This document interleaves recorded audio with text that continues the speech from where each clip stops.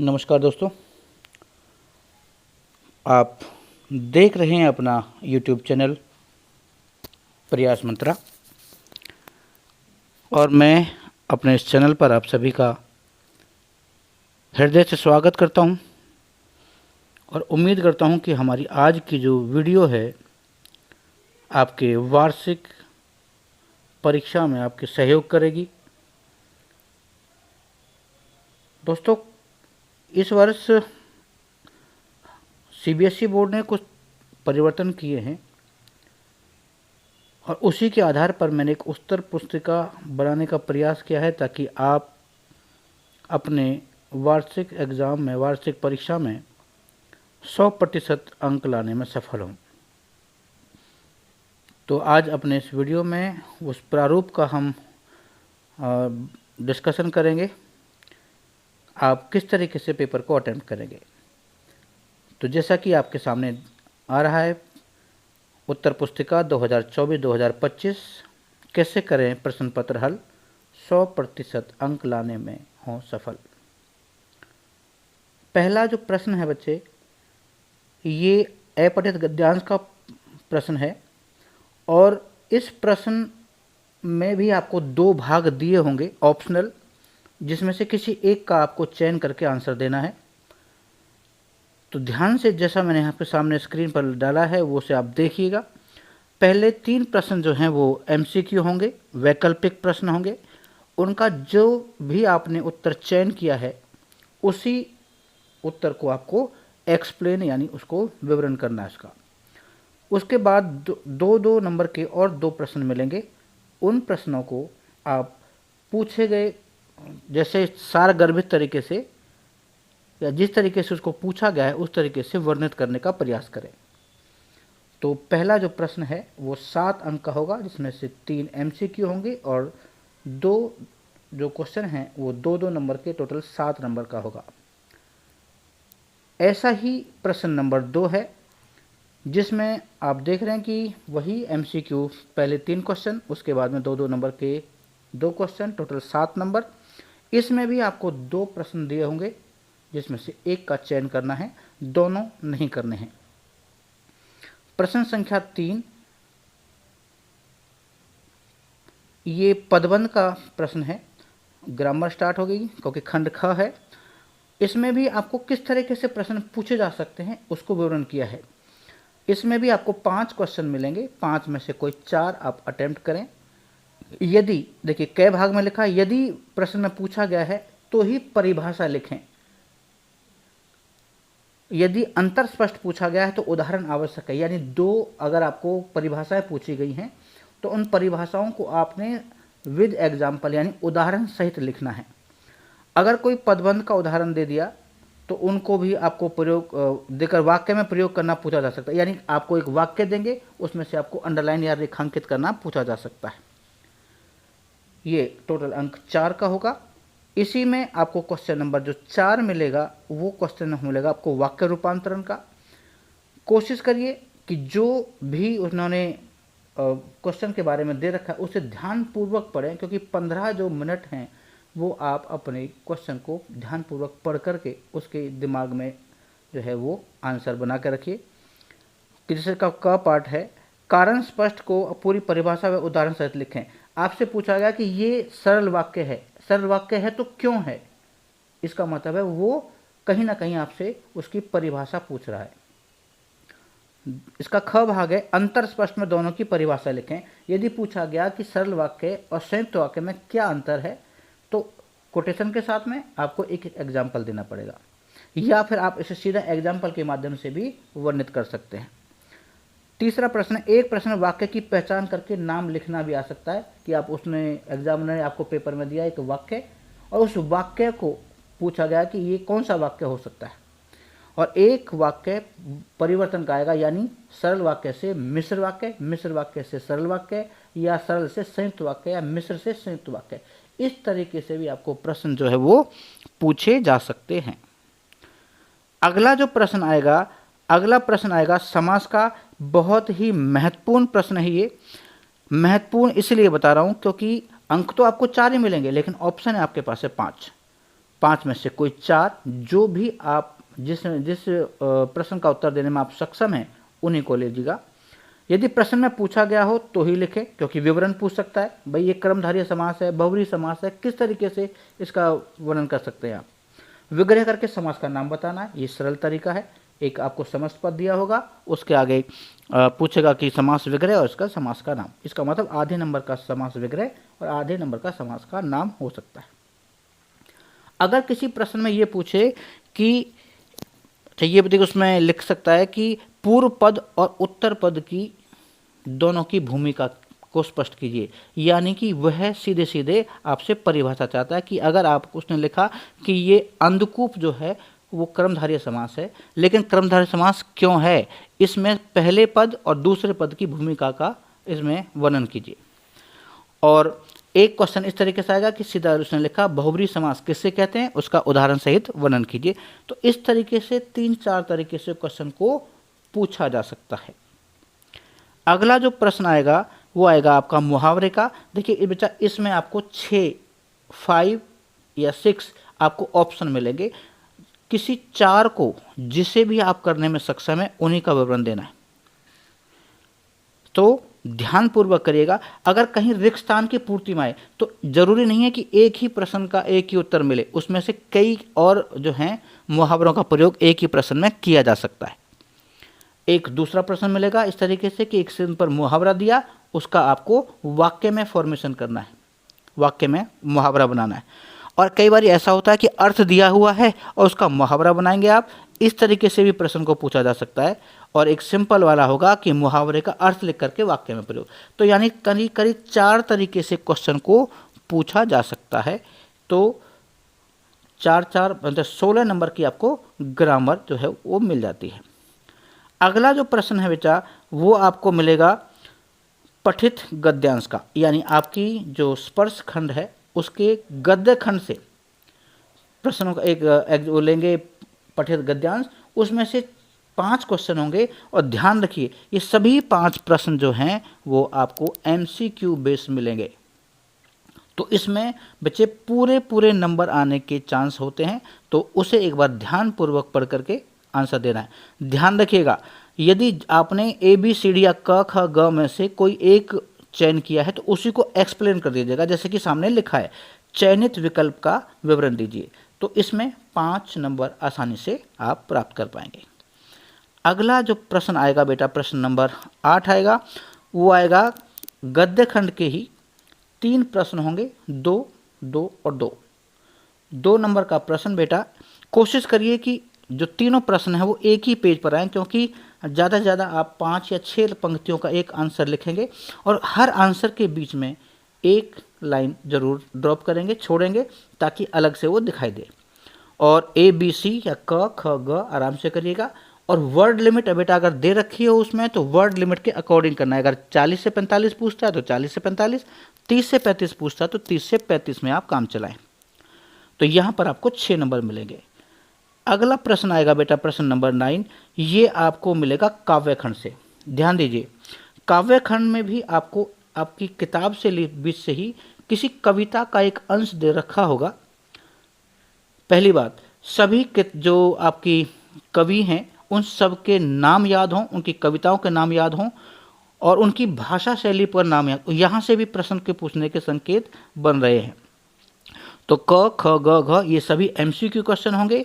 जिस भी आपने किसी भी एक पार्ट का यानी क का आपने 1 2 3 4 में से कौन सा ऑप्शन चूज किया है उसे आप लिखेंगे, जैसा कि नीचे लिखा हुआ है। अगला प्रश्न आता है बेटा क्वेश्चन नंबर 10, ये काव्य खंड का है और काव्य खंड में से भी आपको 2-2 नंबर के 3 क्वेश्चन होंगे, जबकि आपके पास ऑप्शन होगा 4 में से कोई 3 ही आपको चूज करने हैं। कोशिश करिए कि 5 या 6 लाइन से ज़्यादा का आप वर्णित ना करें और एक ही पेज पर तीनों को लिखने की कोशिश करिए। अगर वर्ड लिमिट ज़्यादा दे रखी है तो थोड़ा सा उसका ध्यान रखें।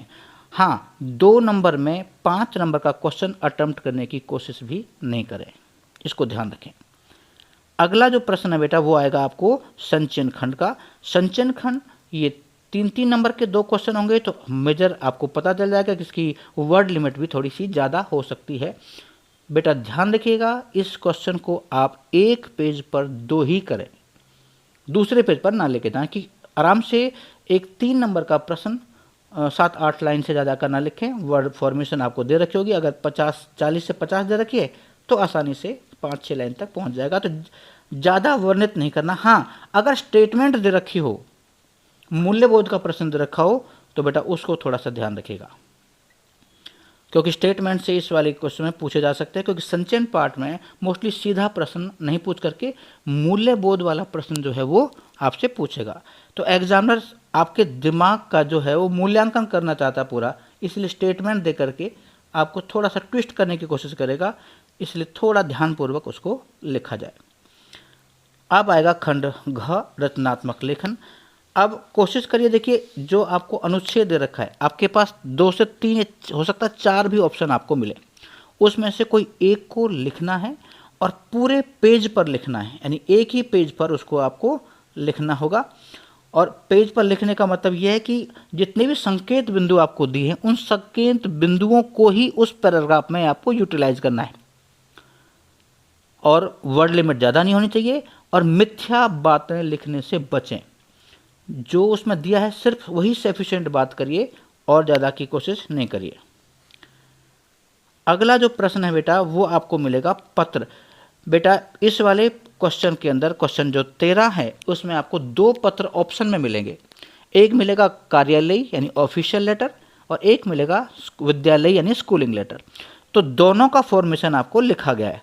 देखिए, विद्यालय जो पत्र है उसमें डायरेक्ट सेवा से स्टार्ट करेंगे, क्योंकि प्रिंसिपल के नाम से आएगा, तो स्कूल का है।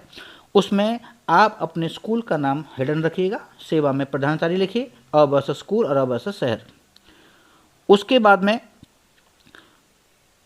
दूसरा है उसका फिर विषय लिखेंगे। उसके बाद जो प्रश्न में पूछा गया बच्चा उसी को लिखना है, और उसके साखरी में से धन्यवाद करिए और लिखिए आपका आज्ञाकारी शिष्य या आपके आज्ञाकारी शिष्या। ध्यान रखिए, स्कूलिंग लेटर में, विद्यालय पत्र में डेट सबसे नीचे आती है, और डेट आप लिखेंगे 28 फरवरी, फिर कॉमा लगाएंगे 2025। इसी का बेटा दूसरा पार्ट आपको मिलेगा ऑफिशियल लेटर। इसे ऑफिशियल लेटर में अपने एड्रेस से शुरू करेंगे। अगर उसमें एड्रेस नहीं दिया हुआ है तो आप लिखेंगे परीक्षा भवन क ख ग शहर से। इसमें डेट ऊपर आएगी, और डेट की फॉर्मेशन ऐसे लिखेंगे 28 फरवरी, 2025।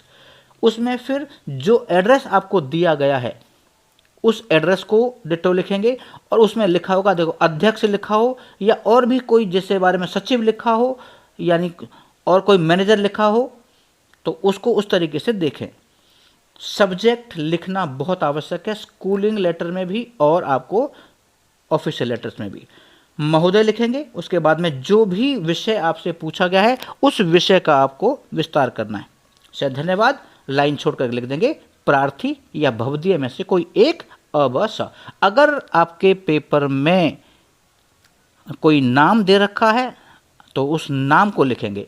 अगर एड्रेस लिखा दे रखा है उसने तो एड्रेस को लिखेंगे। अगर एड्रेस नहीं दिया हुआ है तो सिर्फ परीक्षा भवन का खगर लिख करके आप उसे छोड़ें। यहाँ पर 5 अंक आने की प्रबल संभावना है। अगर कोई त्रुटि रही तो 4.5 यानी 4.5, और अगर त्रुटि नहीं हुई और आपका वर्क जो है वो ठीक है और जो मूल्यांकनकर्ता को लगेगा कि ये ठीक है तो उसमें भी आपको 5 नंबर मिलने की पूरी संभावना है।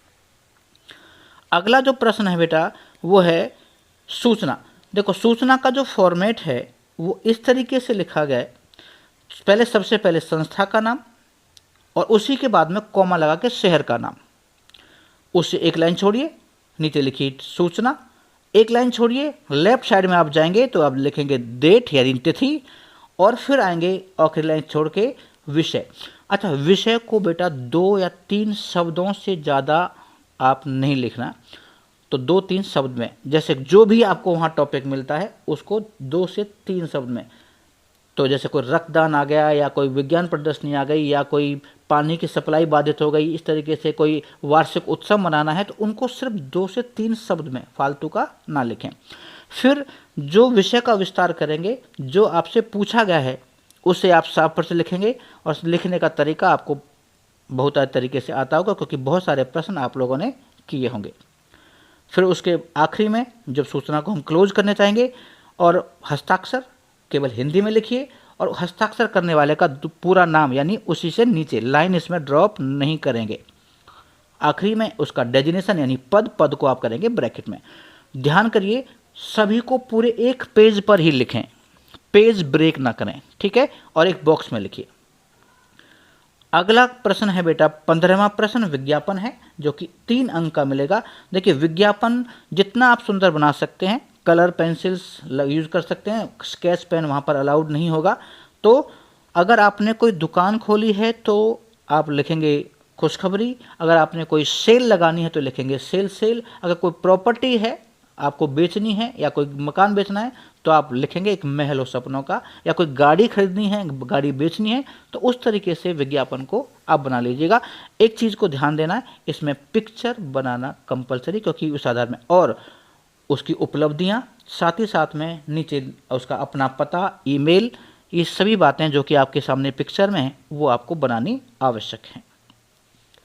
प्रश्न नंबर 16 जो आखिरी का प्रश्न है, लघु कथा या ईमेल में से कोई एक जो क्वेश्चन है वो आप अटेम्प्ट करिए, क्योंकि 5 नंबर का है। और लघु कथा लेखन में ध्यान रखें, पूरा एक पेज पर लिखिएगा। सबसे पहले 2 कैरेक्टर्स को बीच में इन्वॉल्व करिए।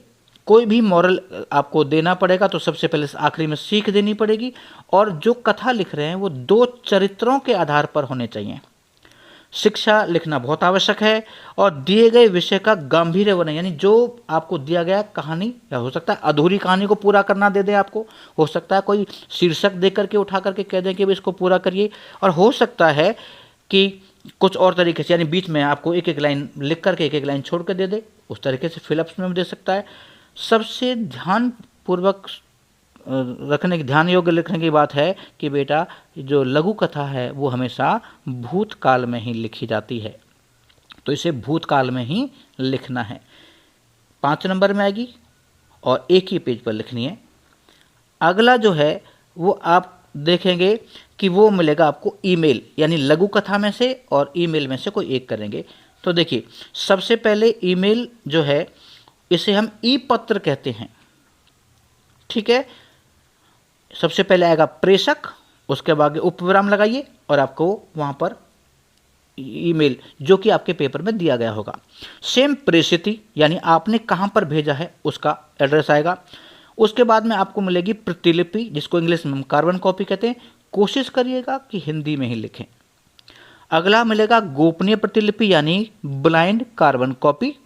और उससे अगला आएगा दिनांक, यानी डेट बेटा इसमें डाली जाती है। और आखिरी में आएगा आपको विषय जो कि आपके पेपर में दिया गया है, जो आपसे पूछा गया है वही विषय लिखेंगे।